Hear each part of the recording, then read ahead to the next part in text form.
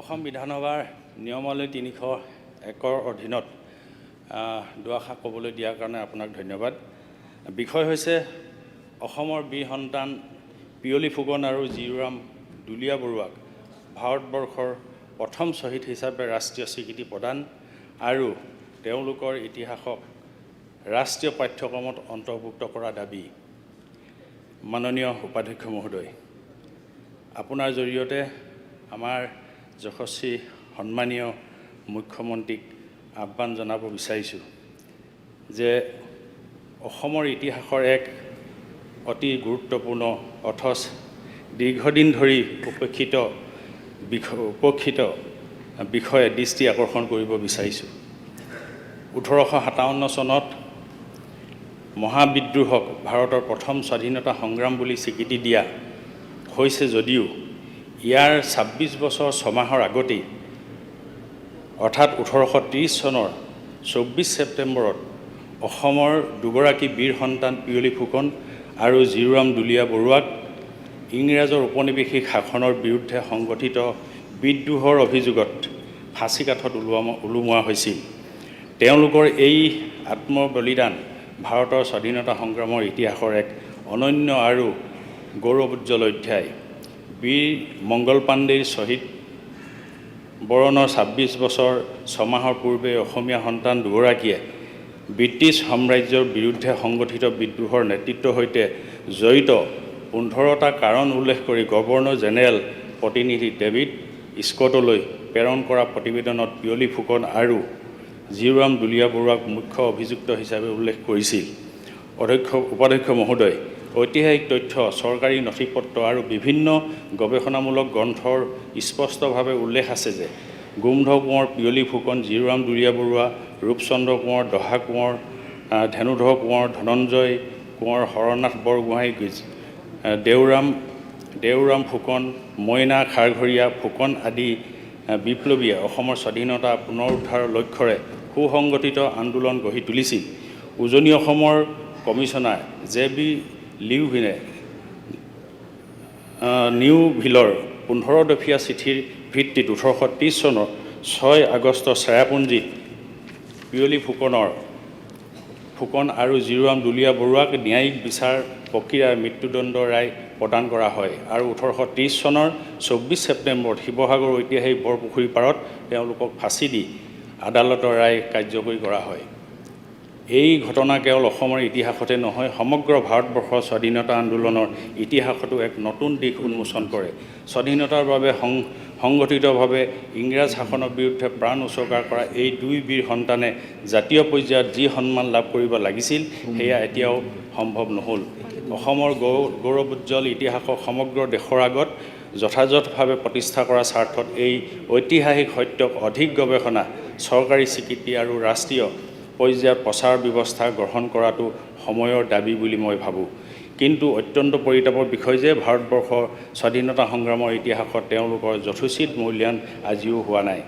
যি সময়ত 1857 চনৰ বিপ্লৱত অংশগ্ৰহণকাৰীসকলক ৰাষ্ট্ৰীয় পৰ্যায়ত বিশেষ সন্মান দিয়া হৈছে, সেই সময়তে 1830 চনতেই প্ৰাণ আহুতি দিয়া অসমৰ এই দুই বীৰ সন্তানে আজিও সেই মৰ্যাদা লাভ কৰা নাই। ফলস্বৰূপে নতুন প্ৰজন্মই ভাৰতবৰ্ষৰ স্বাধীনতা আন্দোলনত অসমৰ অগ্ৰণী ভূমিকা সম্পৰ্কে সঠিকভাৱে জানিব নোৱাৰিব। অধ্যক্ষ মহোদয়, এই ক্ষেত্ৰত ৰাজ্য চৰকাৰে কেন্দ্ৰীয় চৰকাৰৰ ওচৰত শক্তিশালীভাৱে বিষয়টো উত্থাপন কৰি পিয়লি ফুকন আৰু জীউৰাম দুলীয়া বৰুৱাক ইংৰাজৰ ঔপনিৱেশিক শাসনৰ বিৰুদ্ধে বিদ্ৰোহ কৰি ন্যায়িক বিচাৰ প্ৰক্ৰিয়াৰে হোৱা ভাৰতৰ প্ৰথম শ্বহীদ হিচাপে ৰাষ্ট্ৰীয় স্বীকৃতি প্ৰদানৰ বাবে প্ৰয়োজনীয় ব্যৱস্থা গ্ৰহণ কৰা উচিত। লগতে NCERT ইতিহাসৰ পাঠ্যক্ৰমত তেওঁলোকৰ আত্মত্যাগ আৰু অসমৰ ইংৰাজ বিৰোধী সংগ্ৰামৰ ইতিহাস অন্তৰ্ভুক্ত কৰাৰ বাবে কেন্দ্ৰীয় শিক্ষা মন্ত্ৰালয়ৰ সৈতে আলোচনা কৰাৰ প্ৰয়োজন আছে। একে সময়তে অসমৰ বিদ্যালয়, মহাবিদ্যালয় আৰু বিশ্ববিদ্যালয়সমূহৰ পাঠ্যক্ৰমতো এই ইতিহাস অধিক বিস্তৃতভাৱে সন্নিৱিষ্ট কৰাৰ ব্যৱস্থা ল'ব লাগে। এই স্বীকৃতি কেৱল দুগৰাকী বীৰ সন্তানৰ সন্মানৰ বাবেই নহয়, অসমৰ ইতিহাস, সংস্কৃতি আৰু স্বাধীনতা সংগ্ৰামত ৰাজ্যখনৰ অনন্য অৱদানক সমগ্ৰ দেশৰ আগত যথোচিতভাৱে প্ৰতিষ্ঠা কৰাৰ ক্ষেত্ৰতো এক ঐতিহাসিক পদক্ষেপ হিচাপে পৰিগণিত হ'ব। উপাধ্যক্ষ মহোদয়, সেয়েহে এই সদনৰ জৰিয়তে মই ৰাজ্য চৰকাৰক বিনম্ৰভাৱে অনুৰোধ জনাব বিচাৰিছোঁ, পিয়লি ফুকন আৰু জীউৰাম দুলীয়া বৰুৱাক ইংৰাজ উপনিৱেশিক বিৰোধী সংগ্ৰামৰ ন্যায়িক বিচাৰ প্ৰক্ৰিয়াৰে হোৱা ভাৰতৰ প্ৰথম শ্বহীদ হিচাপে ৰাষ্ট্ৰীয় স্বীকৃতি প্ৰদানৰ বাবে কেন্দ্ৰীয় চৰকাৰৰ ওচৰত আনুষ্ঠানিকভাৱে প্ৰস্তাৱ প্ৰেৰণ কৰিব লাগে। 2 নম্বৰ হৈছে NCERT ইতিহাসত পাঠ্যক্ৰমৰ 1828 চনৰ পৰা 1830 চনৰ ইংৰাজ বিৰোধী সংগ্ৰাম আৰু এই দুই বীৰৰ আত্মবলিদান অন্তৰ্ভুক্ত কৰাৰ বাবে প্ৰয়োজনীয় পদক্ষেপ গ্ৰহণ কৰাটো উচিত হ'ব। লগতে অনাগত শিক্ষাবৰ্ষৰ পৰা অসমৰ বিদ্যালয়, মহাবিদ্যালয় আৰু বিশ্ববিদ্যালয় ইতিহাস বিভাগৰ পাঠ্যক্ৰমত বীৰ শ্বহীদ দুগৰাকীৰ সাহস আৰু আত্মবলিদানৰ ইতিহাসক বিস্তৃত ৰূপ পাঠ্যক্ৰমত অন্তৰ্ভুক্ত কৰা হওক। 3 নম্বৰ, অসম চৰকাৰে ৰাজ্যিক পৰ্যায়ত গৱেষণা নথি সংগ্ৰহ, স্মাৰক সংৰক্ষণ আৰু ইতিহাস প্ৰচাৰৰ বাবে এখন উচ্চস্তৰীয় বিশেষজ্ঞ সমিতি গঠন কৰি বিষয়টোৰ ওপৰত ব্যাপক আৰু সময়োপযোগী পদক্ষেপ গ্ৰহণ কৰা উচিত। উপাধ্যক্ষ মহোদয়, এই বিষয়টো কেৱল ঐতিহাসিক দাবী হিচাপে নহয়, সাম্প্ৰতিক সময়ত গৱেষণামূলক তথ্য প্ৰমাণ ভিত্তিত অধিক শক্তিশালী ৰূপ লাভ কৰিছে। 2024 চনৰ অক্টোবৰ মাহত নেশ্যনেল এচিভ অৱ ইণ্ডিয়াৰ পৰা সাংবাদিক তথা শিৱসাগৰ জিলা সাংবাদিক সন্থাৰ প্ৰাক্তন সভাপতি ভৈৰৱ মুণ্ডাৰ আৰু বুৰঞ্জী গৱেষক প্ৰবীণ শৰ্মা, অধ্যাপক সঞ্জয় দাসৰ প্ৰচেষ্টাত সংগৃহীত চৰকাৰী নথিপত্ৰত শ্বহীদ পিয়লি ফুকনৰ ফাঁচী ৰায় তথা বিচাৰ প্ৰক্ৰিয়া আৰু ব্ৰিটিছ চৰকাৰৰ ন্যায়িক ব্যৱস্থাৰ বহু গুৰুত্বপূৰ্ণ তথ্য উদ্ধাৰ হয়। এই নথিসমূহে 1830 চনত পিয়লি ফুকন আৰু জীউৰাম দুলীয়া বৰুৱাৰ বিৰুদ্ধে চলোৱা বিচাৰ প্ৰক্ৰিয়া আৰু মৃত্যুদণ্ড সম্পৰ্কীয় বহু ঐতিহাসিক তথ্য নতুনকৈ স্পষ্ট কৰি তুলিছে। এই তথ্যসমূহৰ ওপৰত ভিত্তি কৰিয়ে 2025 চনৰ জানুৱাৰী মাহত শিৱসাগৰ ছোৱালী মহাবিদ্যালয়ত ৰাজ্য একাংশ বুৰঞ্জীবিদ, গৱেষক আৰু ইতিহাস সচেতন ব্যক্তিৰ প্ৰচেষ্টাত পিয়লি ফুকন স্মৃতি সংৰক্ষণ সমিতি গঠন হোৱাৰ লগতে 29 এপ্ৰিল আৰু 7 মে' 2025 তাৰিখে ভাৰতৰ প্ৰথম প্ৰধানমন্ত্ৰীলৈ পদ্মশ্ৰী ইমৰান শ্বাহ, অৰ্জুন ভোগেশ্বৰ বৰুৱা, শিৱসাগৰৰ ৰত্ন সোণাৰাম বৰুৱাকে ধৰি অসমৰ সমাজ জীৱনৰ বিশিষ্ট ব্যক্তিৰ স্বাক্ষৰিত আবেদনৰ জৰিয়তে অসমৰ শ্বহীদ দুগৰাকীক ৰাষ্ট্ৰীয় স্বীকৃতি প্ৰদানৰ আহ্বান জনাইছিল।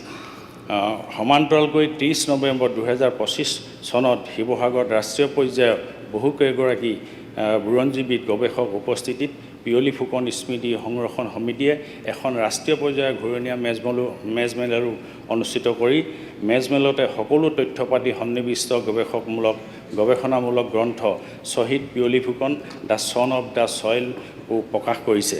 মহোদয়, পিয়লি ফুকন, জীউৰাম দুলীয়া বৰুৱা আত্মবলিদানৰ ইতিহাস কেৱল অসমৰ সম্পদ নহয়, ভাৰতবৰ্ষৰ স্বাধীনতা সংগ্ৰামৰ এক গৌৰৱোজ্জ্বল অধ্যায়। সেই ইতিহাসৰ প্ৰতি ন্যায় কৰা আৰু আমাৰ বীৰ সন্তানসকলক তেওঁলোকৰ প্ৰাপ্য সন্মান প্ৰদান কৰা আমাৰ নৈতিক, ঐতিহাসিক আৰু জাতীয় দায়িত্ব বুলি অনুভৱ কৰোঁ। শেষত ভাৰতবৰ্ষৰ স্বাধীনতা আন্দোলনৰ ইতিহাসত ব্ৰিটিছ শাসনৰ বিৰুদ্ধে আত্মবলিদান আগবঢ়োৱা অসমৰ এই দুই সন্তানৰ বীৰ বিষয়ে পবিত্ৰ সদনত উত্থাপন কৰিব দিয়াৰ কাৰণে অধ্যক্ষ মহোদয় মই বিশেষভাৱে ধন্যবাদ জনালোঁ। ধন্যবাদ।